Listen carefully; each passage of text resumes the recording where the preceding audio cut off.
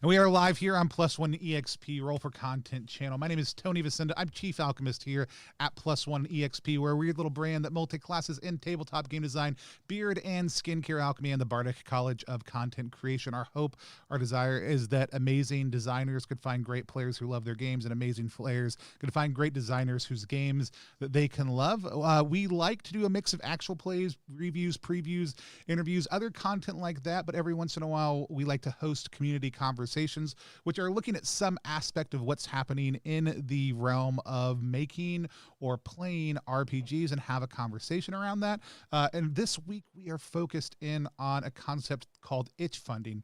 A lot of RPG creators crowdfund their projects. They use community support to help bring them to life. It's a great way for publishers to do that, especially for people who are first-time or small creators who don't have previous games whose resources they can draw upon to share that. But it can be challenging. It can be hard. A lot of people can't access some of the major platforms. And so we are talking about the idea of ItchFunding. Yes, shout out to the entire Juice Nation. That is a different online live stream, but we'll go ahead and give the Juice Nation a shout out here also. If you want to prime Juice Nation action. Oh, there's a button over Sam's face. This happened to Aaron the other day. I fixed it. If you want Prime Juice Nation action, tune in for the Tabletop Call-In show with Jeremy Gage and Adam Bell on Sundays at 1 p.m. over on their channel. But we're here tonight to talk specifically about ItchFunding, using the itch.io platform in order to help bring your game to life and create funding.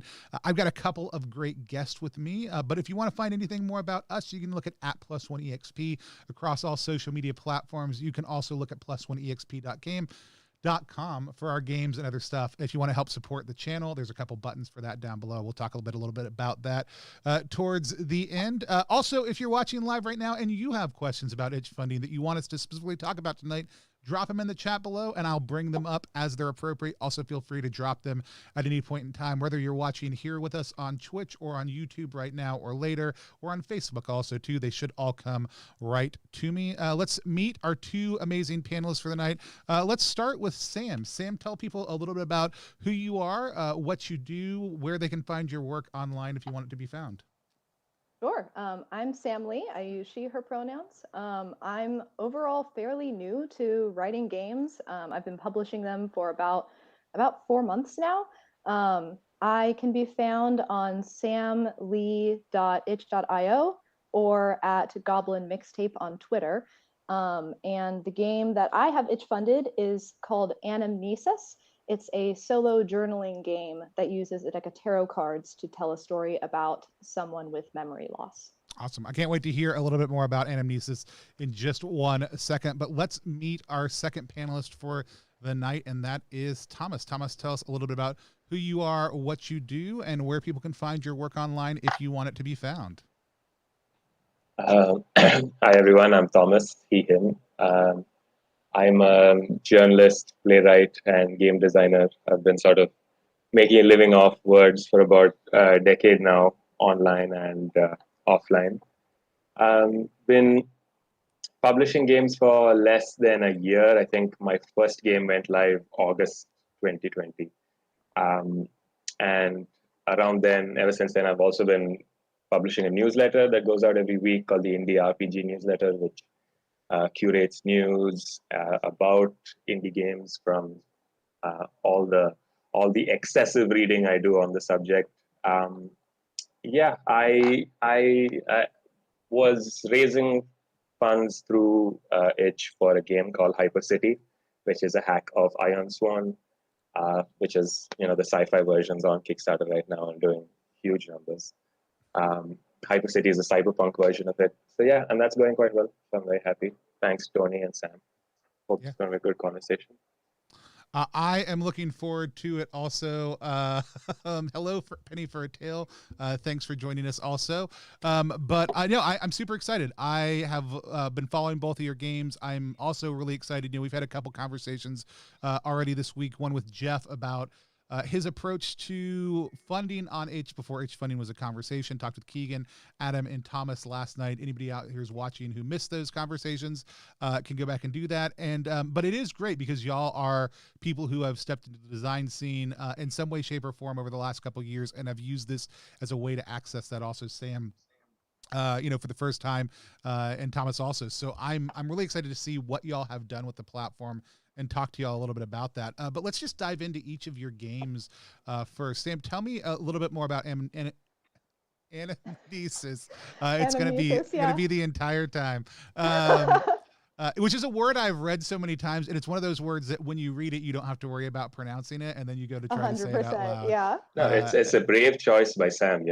Some designers are just brave like at that. Yeah. I saw what the word meant, and I was like, this is a mouthful, but I can't not choose this word for the game. So well, let's start there. What does anamnesis mean? Anamnesis has a couple of meanings, but it's kind of there's kind of this I'm going to mispronounce this, Platonian meaning behind it, where it's like the idea that when you learn in life, you're actually rediscovering memories from a previous life, which I thought was just very cool. And actually shout out to Ty for coming up with the name Anamnesis, because it just fit the game so perfectly. I had never heard of the word before, and Ty was like, hey, there's this word that might be good for your game. And I was like, that's the one, thank you. I will absolutely use that. Yeah, so Anamnesis is a solo journaling game. So when you start the game, you play as someone who has woken up with memory loss. They don't remember a single thing about their past. And through drawing tarot cards, you get certain prompts that might be, for example, you look down at the clothes that you're wearing. What are you wearing? How do you feel about it? And so through drawing the tarot cards, you get prompts, and then you also draw from the major arcana to kind of get the general kind of feeling behind what clothes you're wearing, for example. Or you might draw a major arcana when you see somebody walking down the street to figure out how you might relate to that person, for example. So it's traditionally a journaling game, but it can also be like a character creation tool. And I've also played it with more than one person before, where we kind of use it as like a group storytelling experience. But it's it brings you through multiple acts. So you kind of start by waking up in this new place, and then in the next act you're walking around town, and so on and so forth. Awesome. I'm super excited to dive into a little bit more about what you did with ItchFunding, but let's find out about Thomas's game a little bit more in depth. Also, tell us a little bit more about Hypercity. So it's quite cool how the similarities between mine and Sam's game, actually. Hypercity is also a solo game. It is also a game where your character wakes up without any memories. But in Hypercity, that's sort of like that's a framing. It's if you've played Iron Swan, which is sort of like become this phenomenon in solo gaming. It's sort of dark fantasy game, and like there is, but you are playing a sort of very classical fantasy story. You are playing something like D&D with the game, and it's really interesting how different a solo, like playing a game solo, is like from when you play it with friends. In terms of like what you like, how you decide what happens to you, in terms of like the fact that you're the only one there who can control what details make into the game and what doesn't, and stuff like that. So Hypercity basically makes 3 big changes to Iron Swan, which I'm very excited about. The first one is that it basically creates a way to play the game with other people, but asynchronously. The idea is that if you've watched shows like Heroes, there's this kind of the story works in a strange way. Like there are different characters and they're all in different cities across the world. And so when I look at that, I see like they're all playing solo games, but they're playing solo games in the same universe. So starting with that, this idea that you can get a bunch of people, they're all playing solo separately, but there is a sort of system to connect them together, which is this lo-fi sort of message board. kind of leaning into the cyberpunk aesthetic, there is an actual message board in the game and outside the game where you can sort of like post and you talk to the other players playing in the same universe, and you're sort of like working towards solving the same giant conspiracy together. And this, so like, yeah, that's the sort of like, that's the cool idea that I had, and that's where Hypercity goes away from Iron Sworn. And there's a bunch of other cool stuff, and the idea is that like the game as it exists right now is completely playable. Like Iron Sworn like exists, it works. I didn't need to mess around too much with all of that stuff. I've just built on top of it, and I've done some cool stuff on top. No idea whether that stuff works, but there is no, to some extent, like you can't even, like there is no way to know without like getting like 20 people all across the world sitting together and playing this game, right? Like that's the sort of, that's the challenge, you know, that this game sort of sets up. So it's hard to play test, but there's no reason it shouldn't work. So yeah, that's what I'm, and because it's a big game, Iron Sworn is like hundreds of pages long. It's not something that you can just sit down and just sort of like work on and then whatever, publish and then hope that you sort of recoup your time or whatever. So I got this sort of like lean sort of playtest version out. The game works. It's completely playable from it, but it's not a full book, and that's what ItchFunding is sort of like letting me do. Awesome. I love Take it from this stage to full book stage. I also love in your game that you pick a real world city that you want to explore more, and you build your dystopia on top of that, which I love as an idea. Like thinking about, Very cool. Because I lived in Seattle for a decade, and that's every cyberpunk game you've ever played is set in Seattle, as opposed to like being like, what would it be like to be cyberpunk in Philly, which would have a very different feel, or somewhere in China or somewhere in France, like all of these different places being able to say, what does our dystopia look like based on this city we want to actively explore, I think is absolutely phenomenal. Shuckle says it sounds like a great festival game, which does absolutely. Like I do love the idea of trying to get a bunch of people together like in a Discord server for a week just to play Hypercity, because it sounds like so much fun, and the fact that you can do it asynchronously is one of the coolest parts about it, but still have this community experience. I love that idea, and I love that you're bringing that together in your design. And building on an already established design process, I think, is a great way to go. Well, let's look at a couple different things. So you guys each chose to put things up on Itch instead of just going the route of Kickstarter, which is what a lot of people do. Let's go in kind of the reverse order. So Thomas, for you, what were the reasons you chose to Itch Fund rather than, say, running a Kickstarter?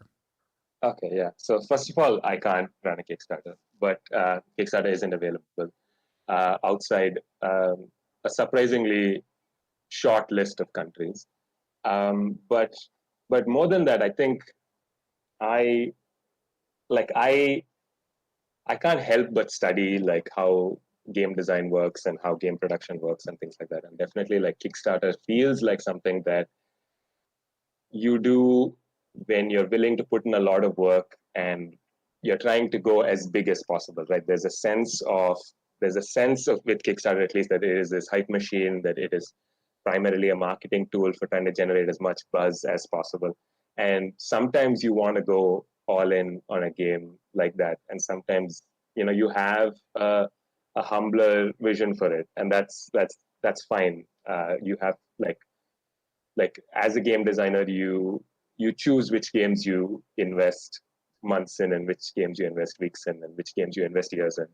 So, but specifically with Hypercity and why it's sort of raising money on Itch is sort of an accident. And I think this is, it points to one of the differences, or what can I say, one of the challenges that is still sort of unsolved with this thing that we're calling ItchFunding, which is that like Hypercity isn't a finished game, and I think that's different from the way, for example, Jeff Stormer imagined it when he came up with sort of the system that he was going to use for Anyone Can Wear the Mask, right? But he was like, the game's done. Like, I'm going to make the game. So here's the game, and if you buy it, like everything else on top is extra. We're funding extras, but the game itself exists.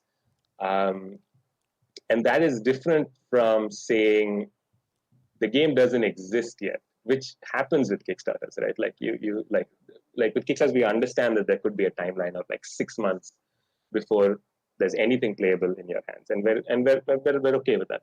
But with Itch, I'm not sure we are. So right now, with Hypercity, it's free.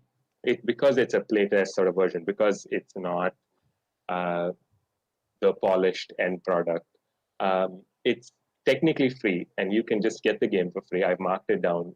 But if you pay money, then you are contributing towards the game's development. You are basically voting with your wallet and telling me that you want this game to exist. And if enough people do that, that tells me how much work I should put in, and how much time I need to invest getting this game sort of ready and finished. So I initially just started with like, hey, here's the playtest kit. For every $5 or $10 you give me, I'll write like new like equipment, basically assets for the game. So that was just me like saying, this is a way for us to kind of create this sort of feedback loop. You give me money, I write more content for the game, and we keep going. And then after a certain point, I realized like, okay, like what people are asking for is they want me to host a server that they can play this game in. That's what people want to see. So I was like, okay, that's the next stretch goal, and that's where we're at. And I think once we hit that, and like we play this game for like a couple of months together, then I will sit down and I will like create a finished version, and sort of that will be that. But this is now a year-long process, right? It's a year from when I decided to put this game out to when it's going to be, and I have not actually communicated that like very well.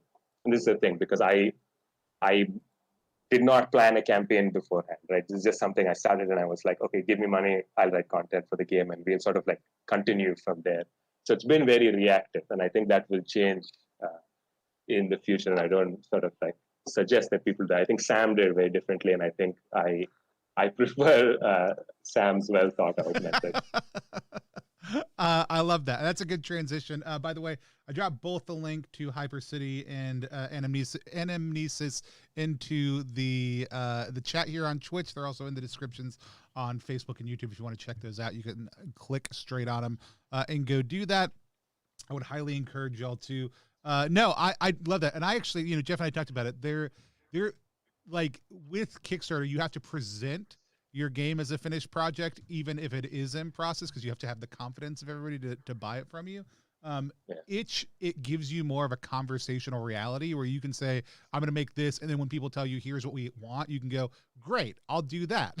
Like, here's what that takes. And I love that ability to do that iterative, like, engaged conversation with the players and consumers of your content. And I think that's such a great way to go. And it is a challenge, but I think you've done a great job with it on Hypercity. Let's hear from Sam, though. Sam, tell us a little bit about your approach, about what you did with Anamnesis,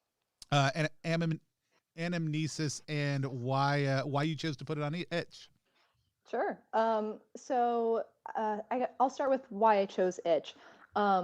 Mostly because I'm a pretty new game designer, and Itch was just easier and safer. It was something that, I could set up pretty quick. I could just get it out there. I could have a simple goal, and it wasn't the big production that Kickstarter is. So as somebody who was fairly new to this, Itch was a really nice, approachable method. Because also it was the first time that I put a price tag on one of my games. So it was also kind of a way to gauge interest. And plus, one of the awesome things about Itch, and one of the primary reasons why ItchFunding is such an awesome tool, is because it's not the all or nothing that Kickstarter is. So even if I got almost to the goal, that means that I would only have to pay a tiny bit out of pocket if I still wanted to make this game better. So those were all the main reasons. Anamnesis started with a goal to hire a layout artist, which is Thomas. So ironically, which is like doubly funny because of like the similarities between our games. They're very different in like tone and style, but I like laughed when I read the whole thing about memory loss. So I asked Thomas if he would be interested in doing the layout work for Anamnesis, and he agreed to. So got the itch page set up for that, and that was going to be the only goal, because I was like, I have no idea how well this is going to do. Maybe it'll fund in a month, and then we blew past that goal in 18 hours. And so I was like, okay, well, let's keep going. So I definitely tacked on goals after the fact, which is another nice thing with itch. I mean, I guess it's probably something you can do on Kickstarter depending on what the goal is, but I can't actually hear you, Tony. I don't know if that's just on my end though. Sorry, you can do it. It just feels sorry. A teenager delightfully brought me an ice cream sandwich that I can eat. Excellent. They just got home from work and thought of me, which is super sweet. They also wanted something on my cell phone, and I said, "Go away! I'm in a live stream." And so I may mute myself in a second and have some of that ice cream sandwich, though. Sure, yeah. No, you can do it on Kickstarter, but it's such more of a frantic process. So if you blow through your stretch goals right away, then you're like, well, crap, we've got another 2 weeks or 3 weeks. We've got to figure out what we're doing, or to not offer more stretch goals, which is a totally viable choice, but people don't feel like it is. Sure. And then the other thing is, like, if you blow through them middle or late, do you add more or not? Becomes a very there's a lot of feelings about it. You can't just say, oh man, that went quick, here's another thing we want to do, now we're funding for that. People would react negatively to that. There's not that kind of freedom to just be like, okay, cool, we're going to figure out the next thing now. Makes sense. You have to project this was the plan the entire time when you're on Kickstarter. Yeah, that's definitely one thing I really like about ItchFunding. So because, I mean, for me, it worked out really well. We got to the goal to hire Thomas, and then I was able to look around for an editor. So I was able to bring Mark Shepard onto the team to edit. And also very, very recently, because it's been doing so well, I have talked to one of my very close friends, Victor, to do art for the game. So we're actually going to get some original art now as well, which is something that I didn't even think would be possible when I first started the page. So it's been very exciting. So yeah, very different method than what Thomas has done. But I think that idea, though, is also really cool, of having just kind of this more prolonged project, because it's a little bit more relaxed in that way. So it's really interesting how versatile it can be. Yeah. I think that's the thing. Like, when we talk about ItchFunding, we're talking about really a toolkit. It's not saying like, it's not like Kickstarter. I think that's what's confusing for a lot of people. It's not like you go in and you put in your header image and you write your title and you write your subtitle and you put in some stuff in the story, pick a couple pledge levels, and then submit it and wait for somebody to tell you if it's okay. It's like, hey, here are a lot of different ways you can do ItchFunding.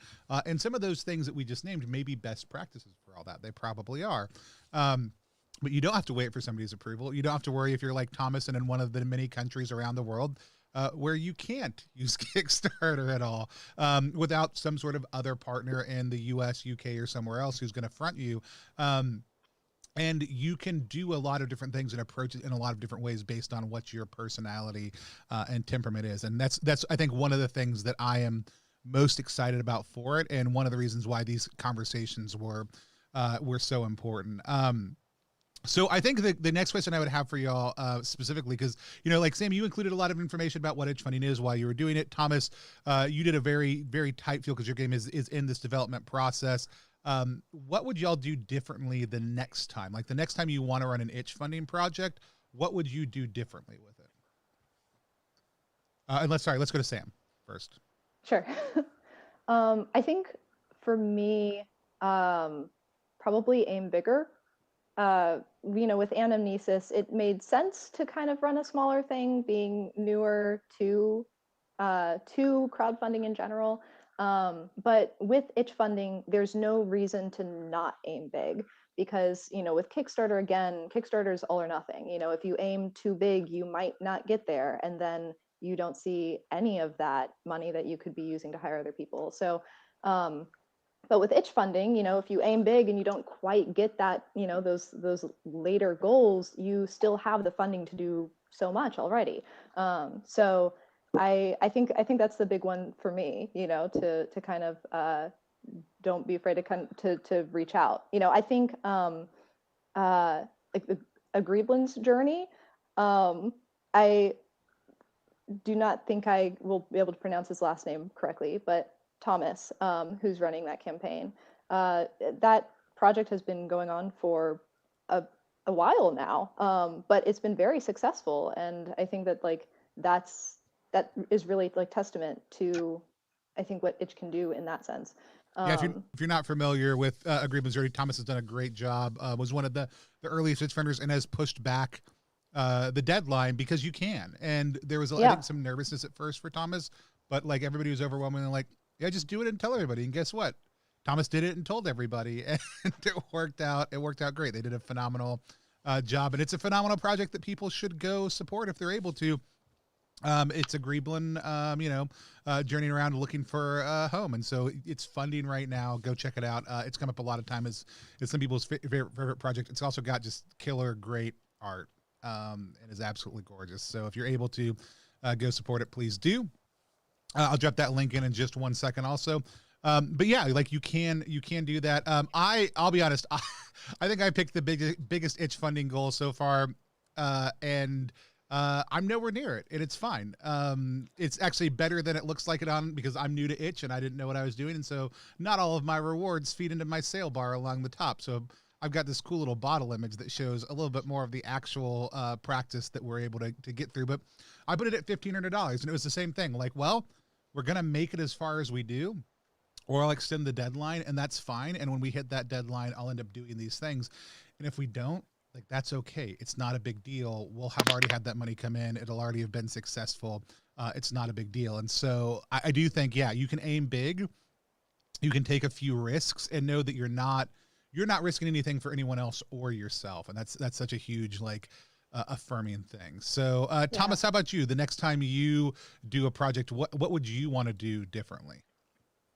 Yeah, so I think I see basically two kinds of Itch funding projects based on what's out there already.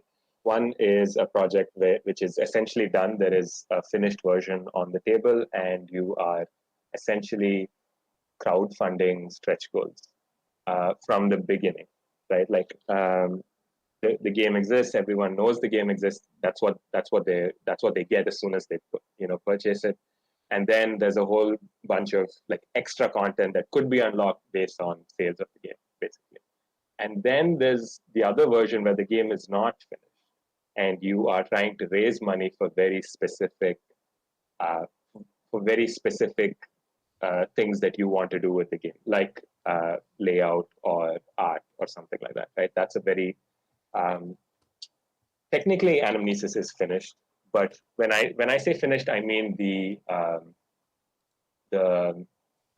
product itself, the form of the game, and not just the content of it.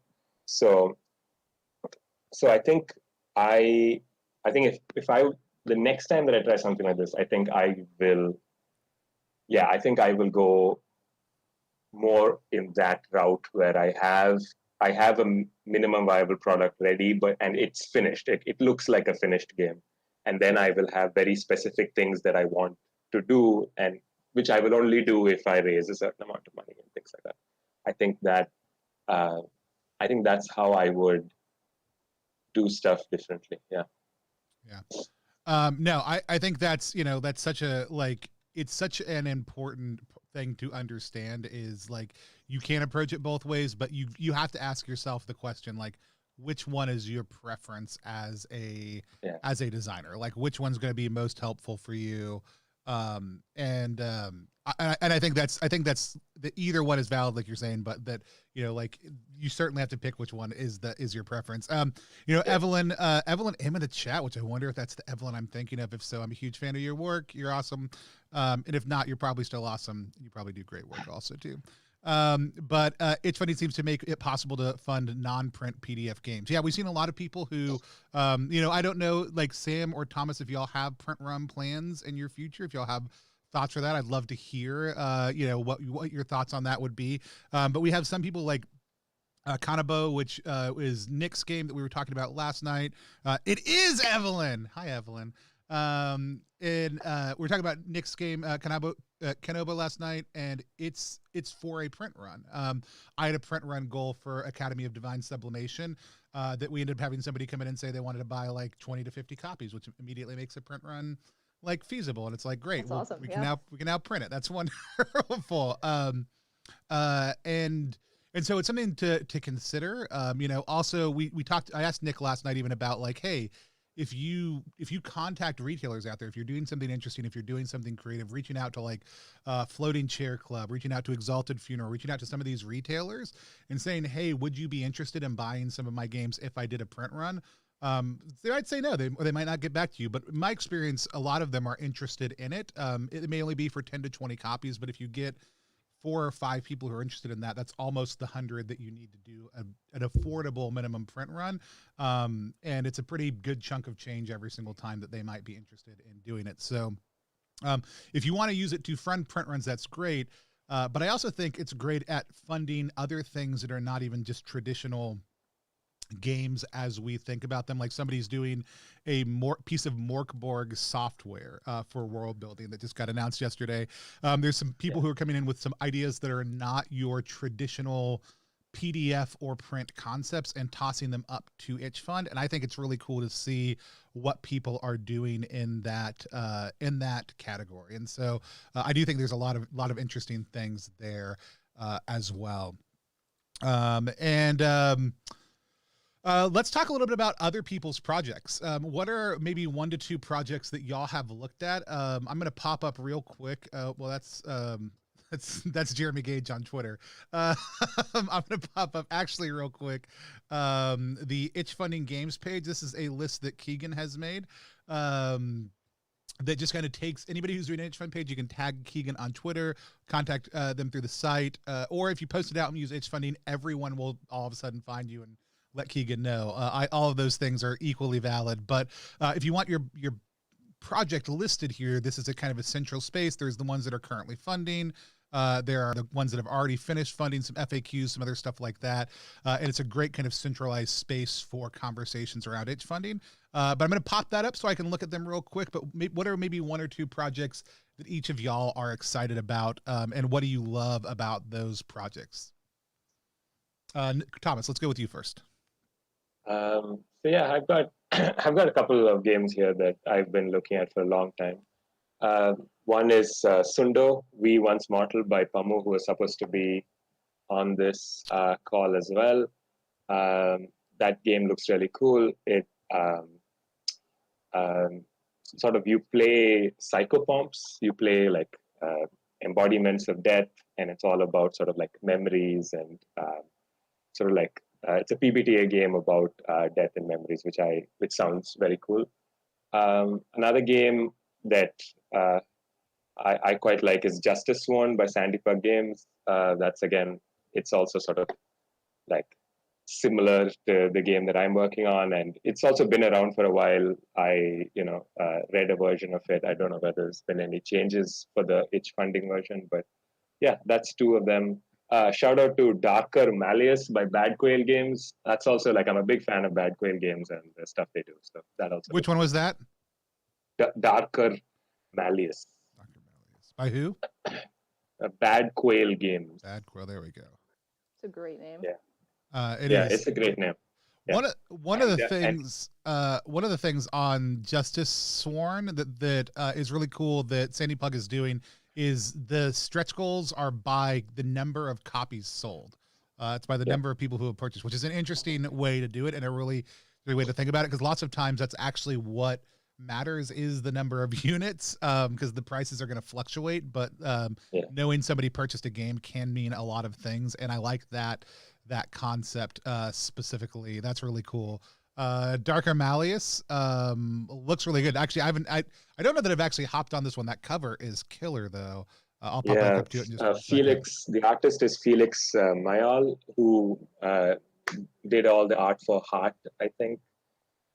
Some Rowan, Rook, and Deckard games for sure. I think Spire, sorry. I think Felix does the art for Spire. Yeah.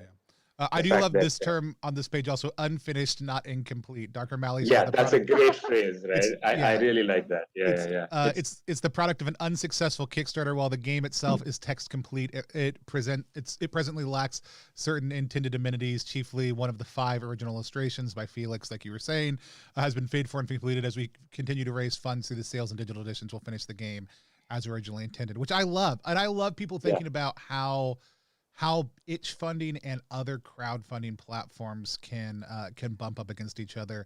And yeah, I do want to mention, like, Pamela was supposed to be here with us tonight, has a lot on their plate and was not able to make it in the last minute. So we regret anybody who tuned in just to see Pamu, but I'm super excited about the conversation that we've been able to have, and hopefully we'll be able to get Pamu on sometime in the future. So I love it. Sam, how about you? What are some projects that you have been excited about on the ItchFunding side? Sure. One that I've got my eye on is a modern Prometheus, partially because I'm just a sucker for that kind of gothic horror aesthetic. So it is a 2-player game where one person plays the role of the scientist and the other person plays the role of the creature. It's by, I think, Michelle, and it just looks very neat. I'm just very into kind of, it's just this interesting take on kind of, I guess, well, obviously one of their inspirations is Frankenstein, right? Frankenstein's monster seems to, absolutely be the take here. Which sounds very cool. I also do love it when like there's a couple actual play and podcasts on this site, which is great. Like, proof of concept, the ability to show things. Sam, I know that you had one of those on yours also too.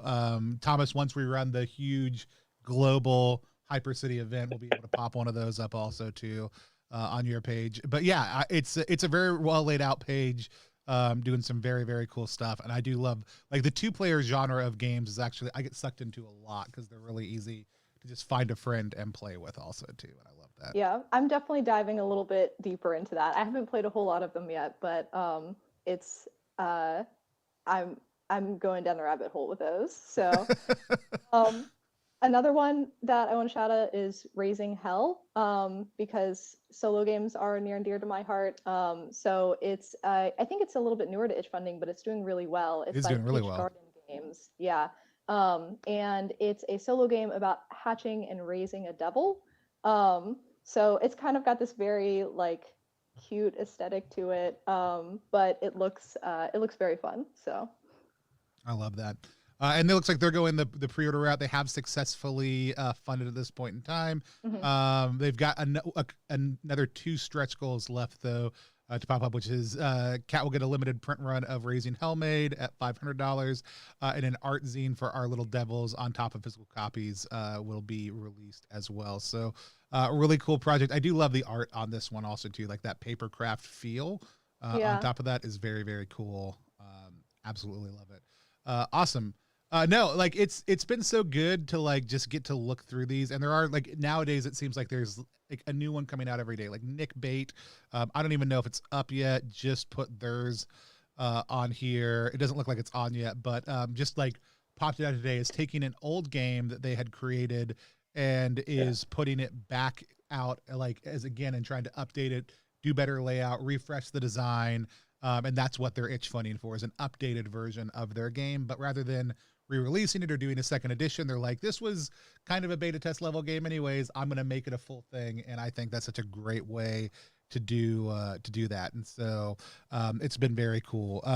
If you're just tuning in tonight for the first time, we have 2 more. All the videos are on demand. You can go back and watch them. Also, Ty, who's Eldritch Mouse in the chat, has been keeping notes from all 3 days of these streams, and then we're actually going to take those and we're going to work them and some other pieces into a document that will pop up on Itch, and people will be able to use to help with Itch funding. It'll be a toolkit that people can kind of pull from and draw from that we'll try to keep updated.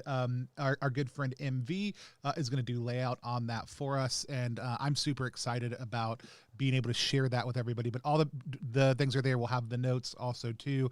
If you're looking to access any of that information, please just let us know. We'll make sure you get it, and we'll probably put a link down to it down in the chat once it's all said and done as well. So tons of great options there. Something I think a lot of people should look for. But let's talk a little bit about best practices for each of you. For somebody out there who might be thinking about running an itch funding project in the future, what are a couple of things that y'all feel like they would consider that you might think are like best practices, or that you would tell somebody who's considering itch funding for the first time? Sam, let's start with you again. Sure. I think one thing that I ran into is just considering the length of time that you want to set aside for the sale, for the itch funding, because I feel like different people would want to do it different ways. And the nice thing about itch funding is that you can just keep going, right? But I think for some people that would be kind of stressful in and of itself, due to the nature of it. When Kickstarter is the exact opposite, where you have to have like 2 weeks or a month, and it's just this rush to get everything in. So it's good to have a general idea of how you work with that, and what is going to be the right amount of time for you, because if you have something that's over a longer period of time, it's a more leisurely pace, but then you're having to advertise it for longer, and you might not be able to dive right into the work that you want to do on it. So it's when on the other side, it's if you go really quick with it and you really like push the advertising on it, you might get some of those goals quicker and can work on it faster, but then you might not get as much funding as you would. And again, the nice thing is that you can change that later, right? If you decide that you want to aim for about a month, and then you're not quite where if you're not quite where you want to be, you can extend that. But it's good to just know yourself and know like what is a good amount of time to set for you. Awesome. Love it. Thomas, how about you? Yeah, I think the biggest piece of advice I have is that know exactly at what stage of completion the game is, and then communicate, know why you're funding, and then communicate that all of that information to the people you're selling to as clearly as possible. If it's a finished game, that's great. That means they can play it as soon as they get it. That's amazing. And then that's the simplest. But whatever you're sort of raising funding for, make sure that's something that you're kind of excited about and that you can kind of communicate well. And I think the best and most important thing is if you manage to raise your goal, just relax. That you're done. You don't feel pressure to kind of keep adding stuff and things like that. It's this is to some extent the chilled out version of crowdfunding, and it's best to lean into that, I would say. Yeah. Any other thoughts from either of y'all on other advice you would give people who are considering this method? I just want to second what Thomas was saying there about with itch funding, you don't have to feel any pressure to do a bunch of stretch goals once you've hit your goal. I decided to do a stretch goal once I hit mine, but that was definitely just a decision that was really good for me and that I wanted to make. And but there's absolutely no pressure to do it. You can hit your goal and just chill, like Thomas was saying, and it's that can be really nice. Awesome. Thomas, anything else? No, I'm good. Awesome. Oh, pardon me. Well, it's been an absolute blast talking to both of you. A couple more things before we go, but the first and foremost being that we stream regularly here on the channel. If you're watching right now, haven't hit follow, please do. We've got an actual play tomorrow night of Into the Weird and Wild, which is an OSR system agnostic supplement about the weird and wild spaces between the town and the tombs that your adventurers go into. We're going to be playing it with Charles Ferguson Avery, who is the designer and artist of that supplement. The art is absolutely breathtakingly gorgeous, but it is one of the best OSR supplements I've ever put into my library and collection, and the new edition is absolutely gorgeous. We're going to be doing that at 4:30 p.m. Eastern time if you want to join us for that. We also always play with the designer whenever possible, and we sit down and do a short interview afterwards. So if you're able to do that, please come back and join us for that. Also, we do everything we do on the channel for free. We don't think that indie designers should have to pay for promotion of their games. We think that budgets are already tight enough if they are. So if you want to help support the channel, you can become a content champion. When you help support us, we're able to basically pay our team better. Our team doesn't include me. It includes the graphic designer and the editor who work on the projects. I do pay them. I would love to pay them more, but it also lets us do new and bigger things for the channel. We're also always looking to have designers on to talk about their experiences, their projects, or play their games with us. So if you're a designer out there and you're looking to come on, please let us know also. But you can support us at coffee.com/+1exp. There's links to that down below if you are joining us here on Twitch.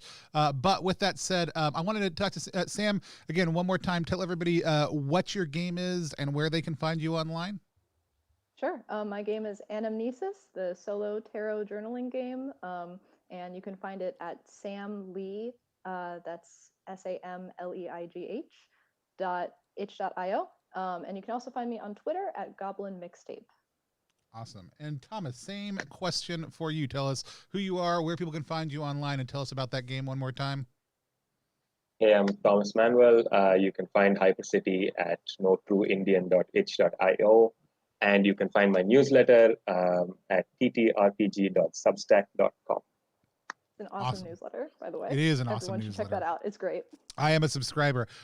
We are going to be taking all this information over the course of probably the next few weeks because we're all just kind of doing it out of the love of the thing. And we're going to be taking the notes that Ty has been taking the last couple nights. Pardon me. All of our conversations, and we're going to be distilling that down into basically a set of best practices that MV is going to lay out. We'll pop that up on Itch. We'll also pop it out in the community once it is ready. It'll be free. It'll be absolutely just a gift for people to be able to use. I do want to mention there are a couple different ItchFunding events that are starting to pop up.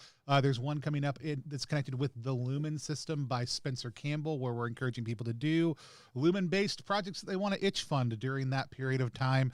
There's also some other things that we've been talking about, like an ItchFunding fest that has the working title Zane Quest that Adam Bellis brought up. There's a bunch of other things we're looking at. If you're out there hosting jams, if you're doing things, you're putting stuff together, think about how you might want to encourage people to be able to itch fund also too.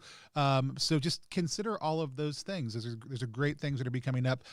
Following the hashtag itchtag or going to itchfunding.games, which is the site that Keegan hosts, is a great way to stay up to date with all the different stuff that is happening along those lines.